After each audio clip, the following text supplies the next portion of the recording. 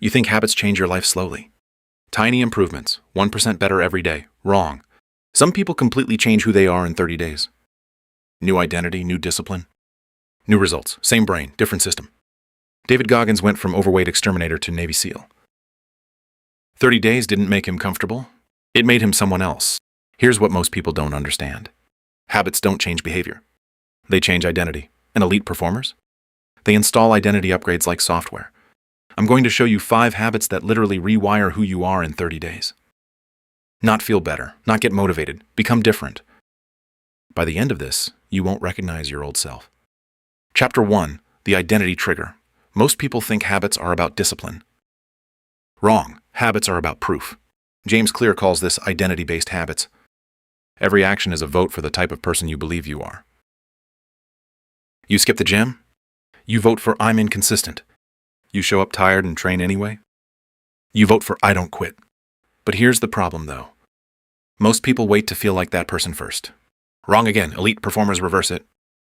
They act first. Identity follows. Psychologist Daryl Bem proved this with self-perception theory. Your brain looks at your behavior and says, this must be who I am. So habit 1 is simple. Do one non-negotiable action daily that proves your new identity. Not big, not impressive, just undeniable. Want to become disciplined? Wake up at the same time. Every day, no exceptions. You don't need motivation, you need evidence. Chapter 2, the friction kill switch. Most people rely on willpower. Idiot move. Willpower is a battery. It dies. Stanford researcher B.J. Fogg found behavior equals motivation plus ability plus trigger. Translation: if something is hard, you won't do it. Elite performers don't try harder. They remove friction. But here's the problem, though. You've designed your life to make failure easy. Phone next to bed. Junk food in the kitchen. Distractions everywhere. Then you blame discipline. Wrong. Habit 2. Make bad habits hard. Make good habits automatic. Want to read more? Put a book on your pillow. Want to stop scrolling? Delete the app, not limit usage. Delete it? Want to work out? Sleep in your gym clothes. Environment beats motivation. Always. Prisoners don't focus because they're strong. They focus because they have no choice. You need to engineer the same constraint. Chapter 3. The daily stress dose. Most people avoid discomfort. That's why they stay the same. Your brain adapts to whatever you repeatedly experience. Stress? It grows stronger. Comfort? It decays. Neuroscientists call this neuroplasticity. But here's the problem, though. Your life is too easy. No urgency, no pressure, no reason to grow. So your brain stays average. Habit 3. Expose yourself to controlled discomfort every day.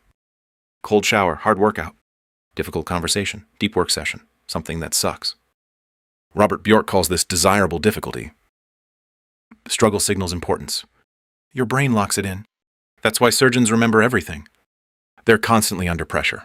Comfort is the enemy of identity change. Stress is the upgrade.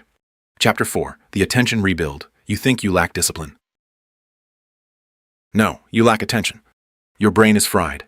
Constant dopamine hits, scrolling, notifications, noise. And then you wonder why you can't focus for 10 minutes? University of California found it takes 23 minutes to refocus after interruption. You get interrupted every few minutes. Do the math. You never focus. But here's the problem, though. Without focus, identity change is impossible. You can't become someone new with a distracted brain. Habit 4. Rebuild your attention like a muscle. Start with 30 minutes of distraction-free work daily. No phone, no tabs, no music. Just you and the task. Cal Newport calls this deep work. Prisoners develop it naturally. No distractions, just focus. You have to recreate it artificially. Your brain will resist. Good. That means it's working. Chapter 5. The memory lock. You can change behavior for a few days. Then you forget. You relapse. Back to the old identity. Why? Because your brain deletes weak signals. Hermann Ebbinghaus discovered the forgetting curve. You lose most information within days. Same applies to habits. But here's the problem, though. You're not reinforcing the change. Habit 5. Track and review your identity daily. Not goals, identity. Write this every night. What did I do today that proves who I'm becoming? One sentence, that's it. This is active recall for your identity. Same principle surgeons use to remember everything. You force your brain to retrieve evidence. And what gets retrieved gets reinforced. Now listen, you don't need 50 habits. You need 5 done daily. Identity proof, friction control, stress exposure, deep focus, daily recall. Do this for 30 days, and your old self won't survive. But here's the final problem, though. Most people will watch this, feel motivated, do nothing. Because knowing isn't changing, execution is. That's why I made another video breaking down exactly how to build unstoppable discipline when motivation disappears. Watch it next, because if you don't control your identity, your environment will do it for you.